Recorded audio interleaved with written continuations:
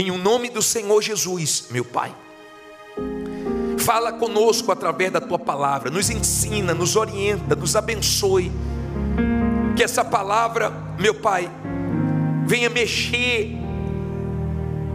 meu Pai, com o que precisa ser mexido dentro de nós.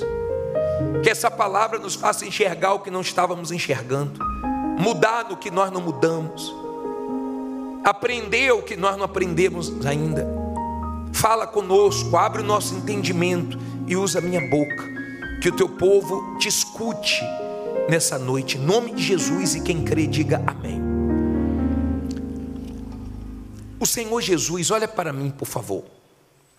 O Senhor Jesus falou de Naamã. Ele falou de Naamã. Deixa a Bíblia aberta em 2 Reis 5, versículo 1, mas no livro de Lucas 4, 27, coloca para mim só esse versículo. O Senhor Jesus disse assim, ó: e muitos leprosos haviam em Israel no tempo do profeta Eliseu, e nenhum deles foi purificado, senão Naamã sírio. Olha para mim, por favor, para você entender. Deus escolheu um povo. Deus é Senhor de toda a terra, mas Ele escolheu um povo, o povo de Israel. E o povo de Israel achava que Deus só se manifestava na vida deles, e não na vida dos gentios, os não judeus. E isso sempre foi forte na cultura deles. Tanto é que o Senhor Jesus falou para aquela mulher cananeia: não é bom tirar o pão dos filhos para dar aos cachorrinhos. E mesmo assim atendeu ela, honrou a fé dela. Mas falou do povo escolhido. E Paulo, quando pregava para os gentios, ele encontrou uma resistência muito grande. Imagine na época de Naamã. Naamã, ele tinha uma lepra. Aqui no capítulo 5, no versículo 1, diz assim: e Naamã, capitão do exército do rei da Síria, era um grande homem diante do seu senhor, e de muito respeito, porque por ele o Senhor dera livramento aos sírios. Quem deu o livramento? O Senhor. E era este homem herói valoroso, porém leproso. Agora olha para mim aqui, deixa a Bíblia aberta, entenda isso. Naamã, ele já tinha enfrentado muitas guerras. Ele era um homem de guerra. Tem gente aqui que é de guerra. Tem mulheres aqui que são de guerra. Tem homens aqui que são de guerra. Pessoas que não têm dificuldade para acordar cedo, dormir tarde, são de lutas, são pessoas determinadas, são pessoas que o que tiver pela frente, elas abraçam, elas fazem frente com situações difíceis e vão para a guerra. Ele era um homem de guerra. Só que ele se deparou com uma guerra que ele não conseguia vencer. Ele já tinha alcançado muitas vitórias, mas não conseguiu vencer a lepra.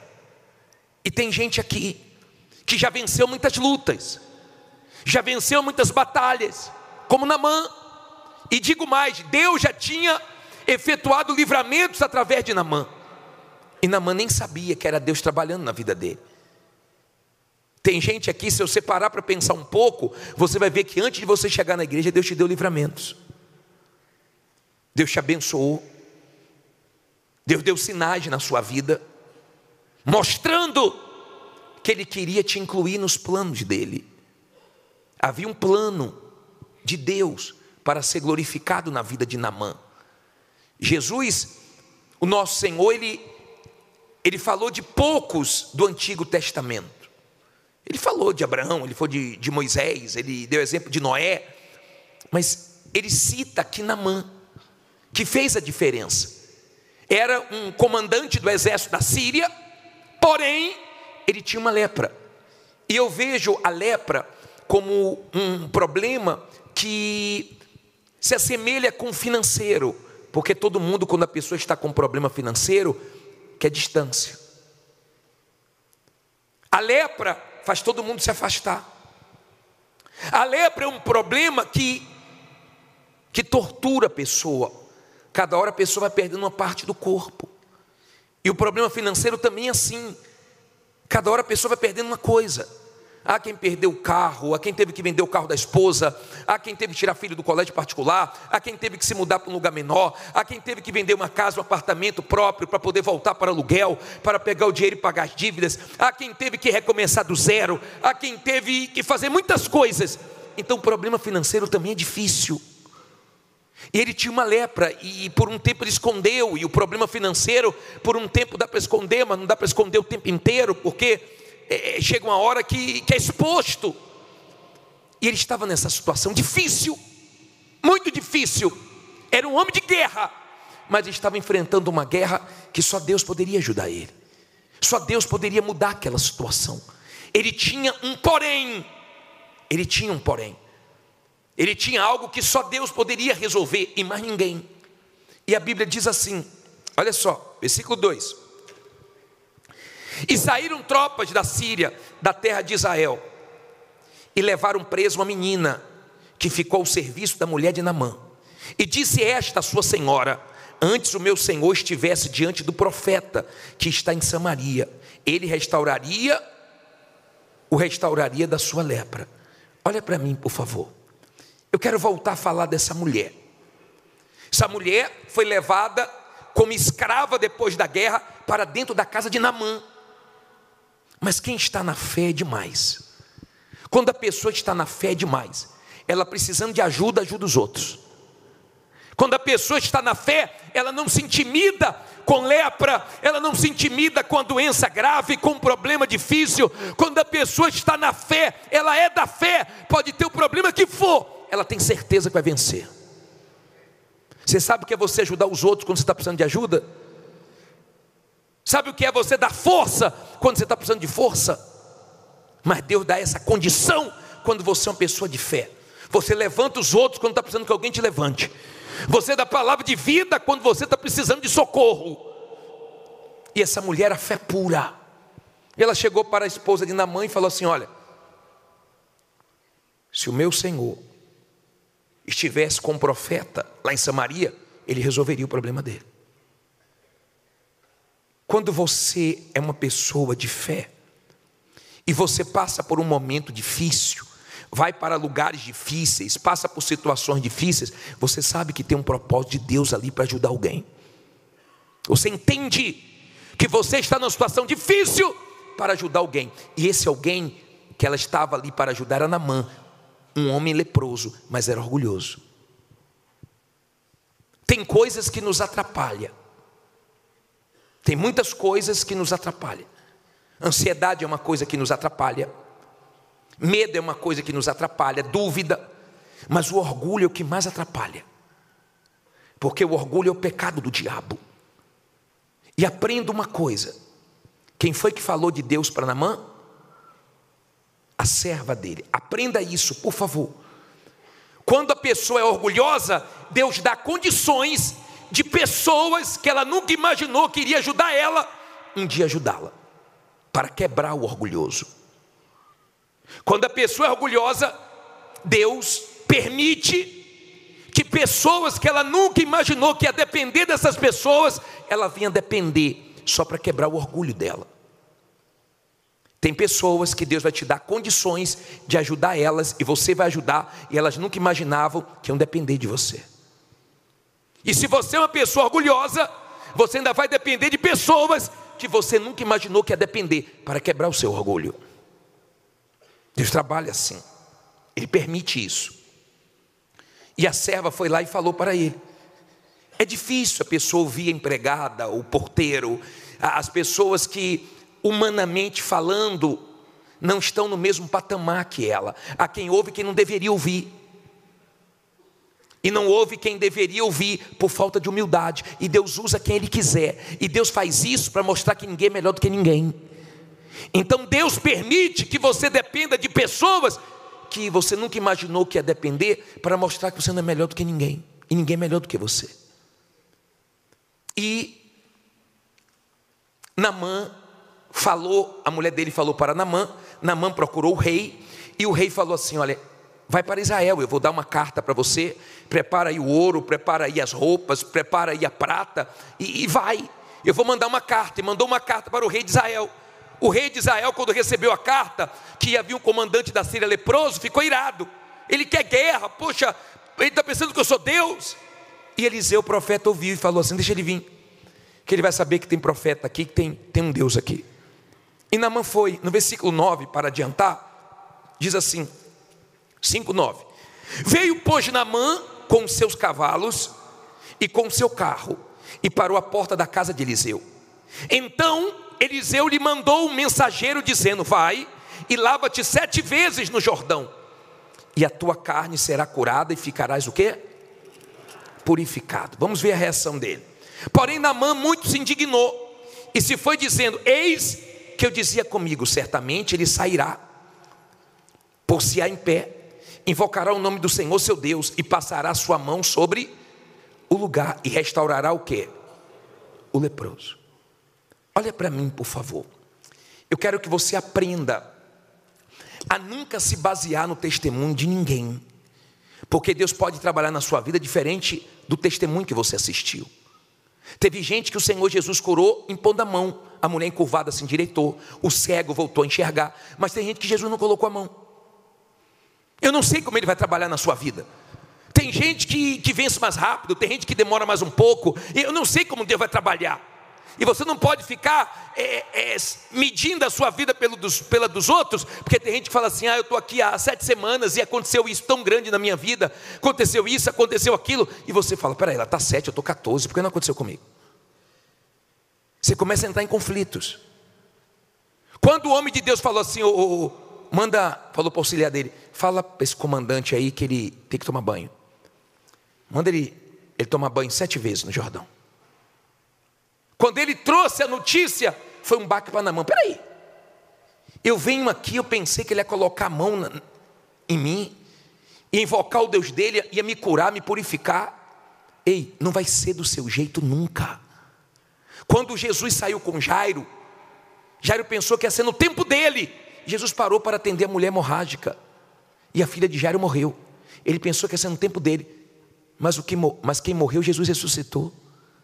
Não vai ser do nosso jeito, não vai ser do nosso tempo.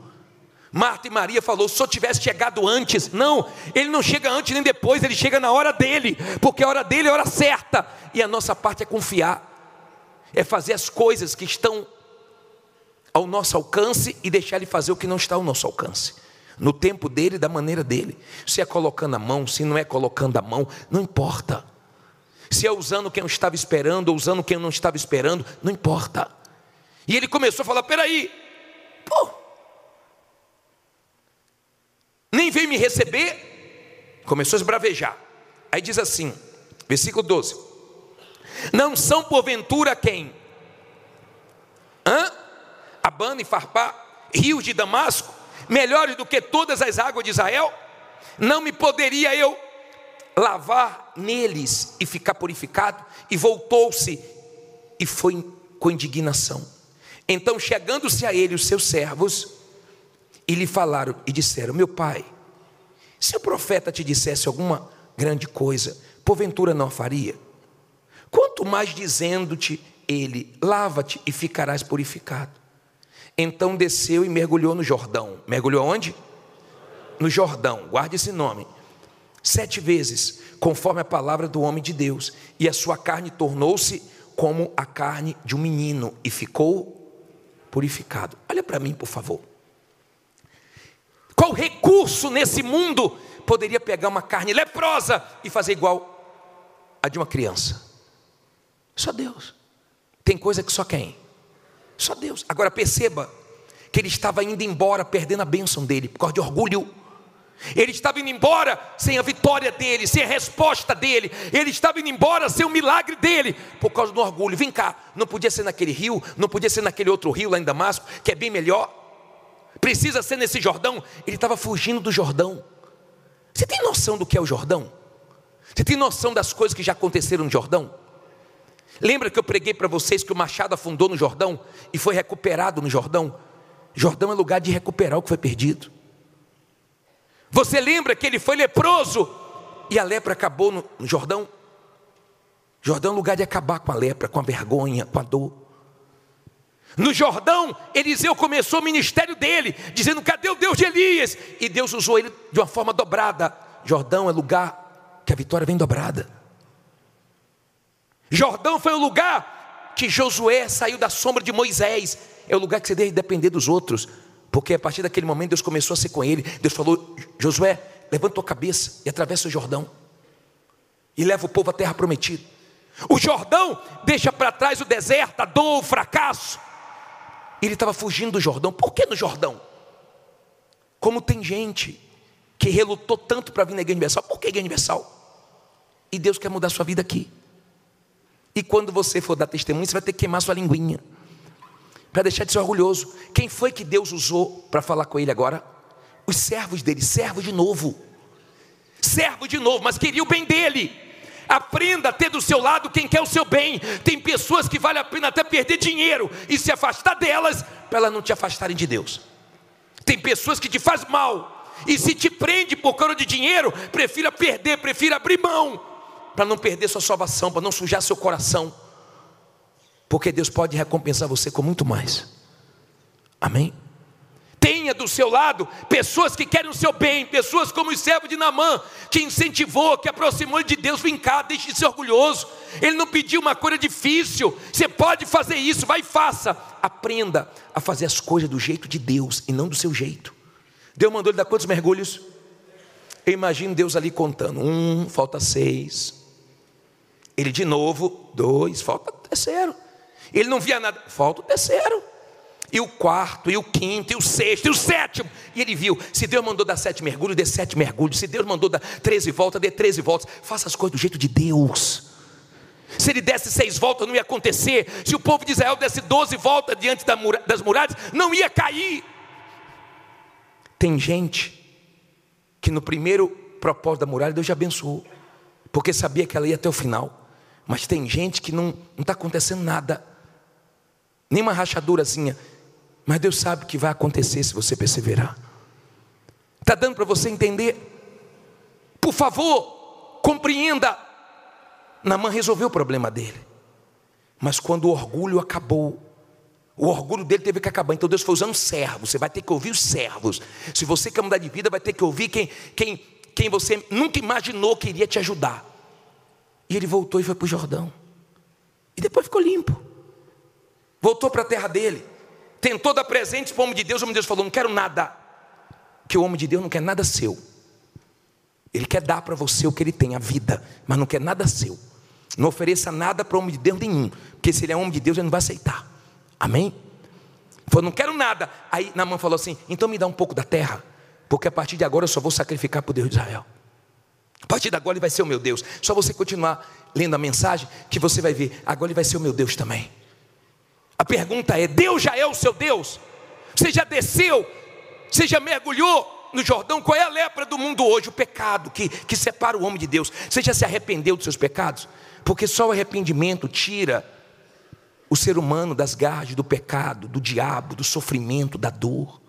Ninguém dava jeito na lepra, mas Deus deu.